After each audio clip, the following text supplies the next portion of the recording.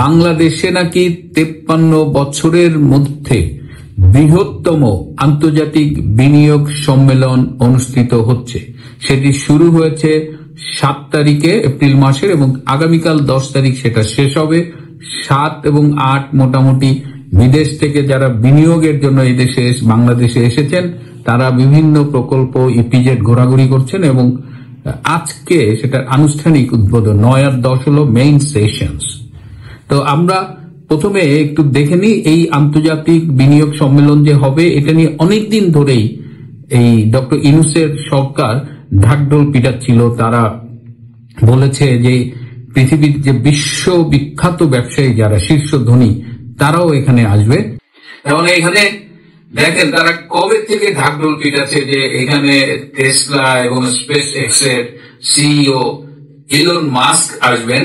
Elon Musk খুশিতে রীতিমতো নাচানাচি শুরু করে দিচ্ছেন যে বাংলাদেশে আসবেন এবং তার চিফ সিকিউরিটি নাকি বাংলাদেশ আগে দেখে গেছে যে এখানে সে সেফ কিনা। এছাড়াও আসবে যে ওরাকলের চিফ টেকনোলজিক্যাল অফিসার যে ল্যারি এলিসন, তারপরে অ্যামাজনের এক্সিকিউটিভ চেয়ারপারসন জেফ বেজোস। এরা সবাই এই বৃহত্তম নজিরবিহীন স্বর্ণাধিক কালের আন্তর্জাতিক বিনিয়োগ সম্মেলনে আসবে এবং এই ঢোলটা এই ডক্টর ইউনূস অনেকদিন ধরে বাজাচ্ছে তার সাঙ্গপাঙ্গরা এবং একটা লোক, এবং শুধু একা না তার হোল টিম কিভাবে মিথ্যে কথা বলে সেটা আপনারা দেখেন। আসেন আমরা একটু জেনে নেই যে এই সম্মেলনে কারা কারা এসেছে। এই সম্মেলনে একজন ট্রিলিয়নিয়ার আসছে, 1000 কোটি টাকার মালিক। তিনি হলেন ভারতের সুরেশ কাপিতি। এই সুরেশ কাপিতি যে কি ব্যবসা করেন এটা আপনি গুগল করে খুঁজে পাবেন না বা কিছুতেই পাবেন না। তার কোন একটা অ্যাসোসিয়েশন আছে কি এন্টারপ্রেনার্স অ্যাসোসিয়েশন, এটা সম্পর্কে আপনি বাকি কিছু পাবেন না। এটা সম্পর্কে কোনো তেমন ইনফরমেশন আপনি অনলাইনে পাবেন না। আর তার একটা বই আছে রেস্টুরেন্টের উপরে, একটা বই লিখেছেন অ্যামাজনে। সেই বইটা এতই বিখ্যাত যে তার উপরে কোনো রিভিউ আমরা খুঁজে পাইনি। তো এরকম সুরেশ কাপিতির মতো আরেকটা আউটের খোঁজ পাওয়া গেছে। তিনি আমেরিকায় থাকেন। তিনি মূলত একটা এনজিও করেছেন। এনজিও করে তিনি যেটা এইসব দেশে বলা হয় নন প্রফিট অর্গানাইজেশন, সেই এনজিও করে তিনি অনলাইনের মাধ্যমে এই দরিদ্র মানুষদের সাহায্যের জন্য 20, 25, $50 ডোনেশন দেন। সেই ডোনেশন নিয়ে তিনি সেই এনজিওটা চালান। সেই লোকও নাকি আমেরিকা থেকে বাংলাদেশে এসেছেন বিনিয়োগ করবেন বলে। এছাড়া একজন ডাচ বিজনেস কনসালটেন্ট আছে, তিনি আফ্রিকায় বিভিন্ন বিনিয়োগকারীদের অ্যাট্রাক্ট করেন। তিনি একটা সর্ট অফ এনজিও তে কাজ করেন। তার নাম হলো লিওনি রোসারনি। সেই লিওনি রোসারনি যে আফ্রিকায় বিনিয়োগকারীদের কিভাবে অ্যাট্রাক্ট করা যায় এসব নিয়ে কাজ করে, তিনিও আসছেন বাংলাদেশে বিনিয়োগ করবেন। আপনারা যদি এই যে ডক্টর ইউনূসের সাথে কিছু পোটেনশিয়াল বিনিয়োগকারী, তাহলে এখানে দেখেন তারা কবে থেকে ঢাকঢোল পিটাচ্ছে যে এখানে টেসলা এবং স্পেস এক্স এর সিইও ইলন মাস্ক আসবেন। ইলন মাস্ক খুশিতে রীতিমতো নাচানাচি শুরু করে দিচ্ছেন যে বাংলাদেশে আসবেন এবং তার চিফ সিকিউরিটি নাকি বাংলাদেশ আগে দেখে গেছে যে এখানে সে সেফ কিনা। এছাড়াও আসবে যে ওরাকলের চিফ টেকনোলজিক্যাল অফিসার যে ল্যারি এলিসন, তারপরে অ্যামাজনের এক্সিকিউটিভ চেয়ারপারসন জেফ বেজোস। এরা সবাই এই বৃহত্তম নজিরবিহীন স্বর্ণাধিক কালের আন্তর্জাতিক বিনিয়োগ সম্মেলনে আসবে এবং এই ঢোলটা এই ডক্টর ইউনূস অনেকদিন ধরে বাজাচ্ছে তার সাঙ্গপাঙ্গরা এবং একটা লোক, এবং শুধু একা না তার হোল টিম কিভাবে মিথ্যে কথা বলে সেটা আপনারা দেখেন। আসেন আমরা একটু জেনে নেই যে এই সম্মেলনে কারা কারা এসেছে। এই সম্মেলনে একজন ট্রিলিয়নিয়ার আসছে, 1000 কোটি টাকার মালিক। তিনি হলেন ভারতের সুরেশ কাপিতি। এই সুরেশ কাপিতি যে কি ব্যবসা করেন এটা আপনি গুগল করে খুঁজে পাবেন না বা কিছুতেই পাবেন না। তার কোন একটা অ্যাসোসিয়েশন আছে কি এন্টারপ্রেনার্স অ্যাসোসিয়েশন, এটা সম্পর্কে আপনি বাকি কিছু পাবেন না। এটা সম্পর্কে কোনো তেমন ইনফরমেশন আপনি অনলাইনে পাবেন না। আর তার একটা বই আছে রেস্টুরেন্টের উপরে, একটা বই লিখেছেন অ্যামাজনে। সেই বইটা এতই বিখ্যাত যে তার উপরে কোনো রিভিউ আমরা খুঁজে পাইনি। এরকম সুরেশ কাপিতির মতো আরেকটা আউটের খোঁজ পাওয়া গেছে, তিনি আমেরিকায় থাকেন, তিনি মূলত একটা এনজিও করেছেন। এনজিও করে তিনি যেটা এইসব দেশে বলা হয় নন প্রফিট অর্গানাইজেশন, সেই এনজিও করে তিনি অনলাইনের মাধ্যমে এই দরিদ্র মানুষদের সাহায্যের জন্য 20, 25, $50 ডোনেশন দেন। সেই ডোনেশন নিয়ে তিনি সেই এনজিওটা চালান। সেই লোকও নাকি আমেরিকা থেকে বাংলাদেশে এসেছেন বিনিয়োগ করবেন বলে। এছাড়া একজন ডাচ বিজনেস কনসালটেন্ট আছে, তিনি আফ্রিকায় বিভিন্ন বিনিয়োগকারীদের অ্যাট্রাক্ট করেন। তিনি একটা সর্ট অফ এনজিও তে কাজ করেন। তার নাম হলো লিওনি রোসারনি। সেই লিওনি রোসারনি যে আফ্রিকায় বিনিয়োগকারীদের কিভাবে অ্যাট্রাক্ট করা যায় এসব নিয়ে কাজ করে, তিনিও আসছেন বাংলাদেশে বিনিয়োগ করবেন। আপনারা যদি এই যে ডক্টর ইউনূসের সাথে কিছু পোটেনশিয়াল বিনিয়োগকারীর ছবি দেখবেন, হ্যাঁ, সেখানে যদি দেখেন সেই এই বিনিয়োগকারীদের কারো কোনো বেল নাই। হ্যাঁ, এরা বাংলাদেশের নজিরবিহীন আন্তর্জাতিক বিনিয়োগ সম্মেলনে আসছে। আর বাংলাদেশে কিন্তু বিনিয়োগ সম্মেলনের আগেও হয়েছে, এই জননেত্রী শেখ হাসিনার সরকারের আমলেও বিনিয়োগ সম্মেলন হয়েছে, অনেক পটেনশিয়াল ইনভেস্টার্স এসেছেন। বাংলাদেশে কিন্তু ফরেন ইনভেস্টমেন্ট একেবারে খারাপ না, কিন্তু গত 8 মাসে যে ইনভেস্টমেন্টটা আসার কথা ছিল তার 72% আসে নাই। নর্মালি যদি দেখেন তো doctor Yunus successfully 72% foreign investment কমাই দিছে। তো তার বিডা যে বাংলাদেশ ইনভেস্টমেন্ট ডেভেলপমেন্ট অথরিটি, সেই বিডার একজন চেয়ারম্যান আছে, আশিক চৌধুরী নাম বোধহয়, প্রতিমন্ত্রী স্ট্যাটাসে। তিনি আবার এই কথাবার্তায় আজকাল ডাস্টবিন শফিককেও হার মানায় দিচ্ছেন। তিনি একটা নতুন তথ্য দিয়েছেন জাতির সামনে যে 2013 সালে স্যামসাং $22 বিলিয়ন বাংলাদেশে ইনভেস্ট করতে আসছিল, কিন্তু বাংলাদেশের সরকার নাকি জমির একটা জটিলতা দেখিয়ে এটা প্যাচগোছ লাগাই দিছে। তারা ফিরে যেয়ে ভিয়েতনামের এই $22 বিলিয়ন মানে $2200 কোটি তারা ভিয়েতনামে 2013 সালে যে ইনভেস্ট করছে।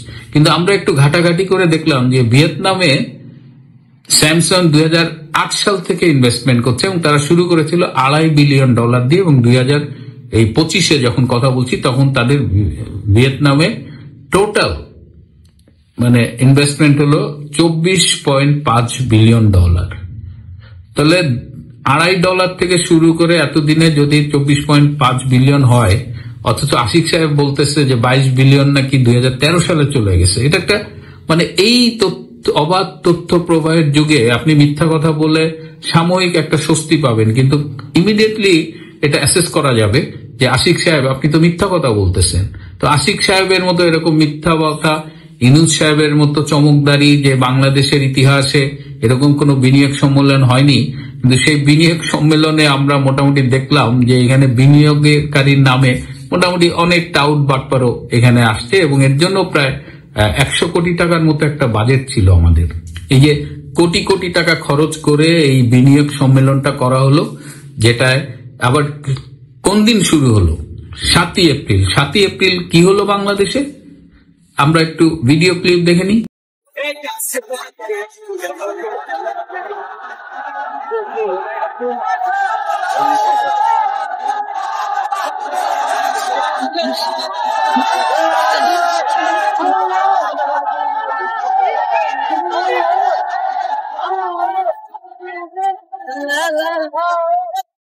সাতই এপ্রিল ছিল যে এই যে ইসরায়েল যে গাজার উপরে যে আক্রমণ চালাচ্ছে এর বিরুদ্ধে ছাত্ররা একটা প্রতিবাদ করেছিল। এই প্রতিবাদটা মূলত হয়েছিল কিন্তু মধ্যপ্রাচ্যের দেশগুলোকে কেন্দ্র করে, কিন্তু না বাংলাদেশের এই তহিদি জনতা, মানে বেসিক্যালি যাদের আমি বলি যে বড় অংশ জঙ্গি, হ্যাঁ, এই তহিদি জনতা আবার এটা প্রোটেস্ট করেছে। তারা কেউ কেউ বলছে যে ইসরায়েল যদি হামলা বন্ধ না করে তাহলে তারা মার্চ করে গাজায় চলে যাবে, গাজায় গিয়ে তারা ইসরায়েলের বিরুদ্ধে যুদ্ধ করবে, নানামুখী কাহিনী কেচ্ছা আর কি।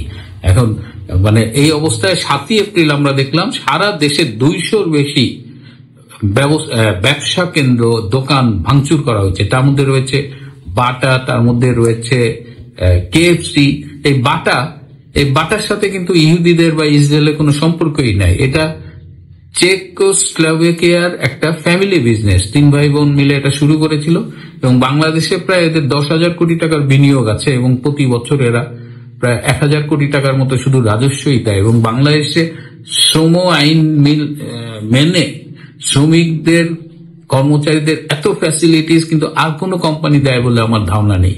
সেই বাটার দোকানগুলোকে ভাঙা হলো, কেএফসি কে ভাঙা হলো। কেএফসির কি অপরাধ? যতদূর জানি যে কেএফসি একটা ইন্টারন্যাশনাল ব্র্যান্ড, এটা এনেছিল প্রথম আলোর যে মালিক গ্রুপ ট্রান্সকম, তারা এনেছিল এই দেশে, কিন্তু কোনো এক পর্যায়ে সম্ভবত কেএফসি চলে গেছে। তারপরে পুমা এবং আরো কিছু বিদেশি ব্র্যান্ড যেগুলো, এগুলোর দোকান ইচ্ছা মতো ভাঙা হয়েছে। এখন আমার প্রশ্ন হলো যে এগুলো ভেঙে কি আসলে গাজায় হামলা কমানো যাবে? এগুলো ভাঙলে কি ইসরায়েলের কিছু যায় আসে? নাকি এগুলো বাংলাদেশের কিছু ব্যবসায়ী এবং এখানে অনেকে কাজ করত তাদের পেটে লাথি দেওয়া হলো? সিলেটে দেখলাম যে একজন বিএনপি নেতার একটা রেস্টুরেন্টও, একটা হোটেল, বেশ ভালো একটা হোটেলও ভেঙে দিয়েছে এই তৌহিদি জনতা।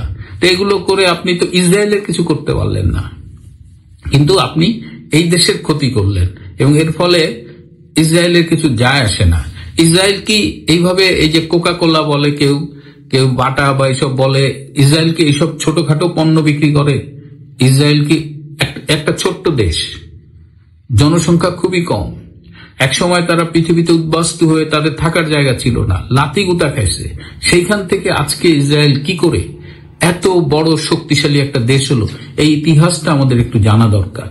মাথা গরম করে এই আবাবিল পাখি এসে পাথর মেরে শত্রুপক্ষকে নিধন করবে, এই বিশ্বাস আপনি করেন, আপত্তি নাই, কিন্তু ইসরায়েল কি করে আজকে সুপার পাওয়ার হলো এটা একটু জানবেন কষ্ট করে। এই ইতিহাসটুকু আমাদের জানা দরকার।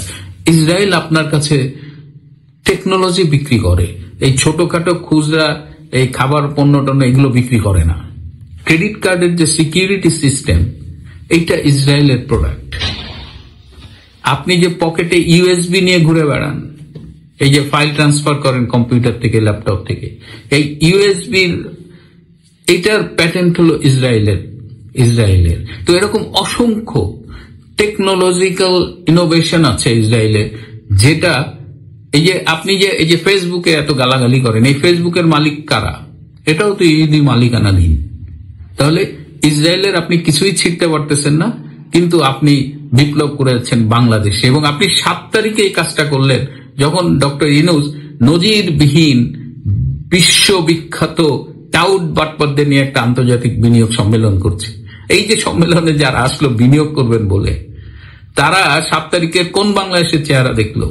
আরে যে লোকটা বিনিয়োগ করবে সে কি আপনার কথায় বিনিয়োগ করবে? তার তো হার্ড আর্ন মানি, সে তো এখান থেকে প্রফিট নিবে।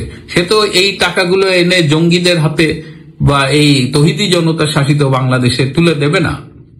একদিকে আপনি লোক হাঁচাচ্ছেন, আর একদিকে আপনি এই সারা দেশে একটা তাণ্ডব সৃষ্টি করলেন। এই তাণ্ডবটা কেন করলেন? বিনিয়োগ ঠেকাতে করলেন। আবার 2-1 আতেলকে দেখলাম বলতেছে এটা আওয়ামী লীগের লোকজন করছে, কেউ বলছে এটা র করছে। বাংলাদেশে এত রয়ের লোক, বাংলাদেশে দৌড়ের উপরে থাকা আওয়ামী লীগের এত ক্ষমতা, এগুলো আসলে খুব এন্টারটেইনিং। মানে যখন খুব মন খারাপ হয়ে যায় তখন আমি এইসব লোকের কথাবার্তা শুনি, ফেসবুকে স্ট্যাটাস পড়ি, যে মানে আগে তো দলকানা আছে শুনতাম, এখন তো দলান্ধ দেখতেছি, যারা 2 চোখে কিছুই দেখে না। তো এই অবস্থায় মানে এই বিনিয়োগের নামে একটা হাস্যকর আর এদিকে সারা দেশে একটা তাণ্ডব করা হলো ইসরায়েলের বিরোধিতা করতে গিয়ে। আমি অবশ্য এটাকে একটু আরেকটা অ্যাঙ্গেল থেকে একটু দেখি, যে এইসব তাণ্ডব, এসব সন্ত্রাস খুব ইচ্ছাকৃতভাবে ছড়ানো হয় যাতে দেশে একটা ত্রাসের অবস্থা বিরাজ করে, এবং যে কোনো জঙ্গিবাদ, জঙ্গি শাসন বা এসব সো-কল্ড আইএসআই যে খিলাফত শাসন, এই খিলাফত প্রতিষ্ঠার পূর্ব শর্ত হলো এই সারা দেশে একটা সন্ত্রস্ত অবস্থা তৈরি করা, একটা ভীতিকর অবস্থা তৈরি করা। সো ডক্টর ইউনূস এই বিনিয়োগ সম্মেলনের মাধ্যমে রাষ্ট্রের কোটি কোটি টাকা যেমন অপচয় করেছে, ঠিক তেমনি বাংলাদেশকে একটা ফিউচার ইসলামী জঙ্গি শাসনের দিকে নিয়ে যাচ্ছে, যেটা আমাদের জন্য খুব ভীতিকর, এবং সারা পৃথিবী কিন্তু খুব গভীরভাবে বাংলাদেশের এই যে জঙ্গিবাদের দিকে ধাবিত হয় এটা তাকিয়ে আছে, এটা দেখছে। বিনিয়োগ এত সহজ নয়, বিনিয়োগ আসবে না, বরং বাংলাদেশকে কি করে রক্ষা করা যায় সেটা নিয়ে আমাদের ভাবতে হবে।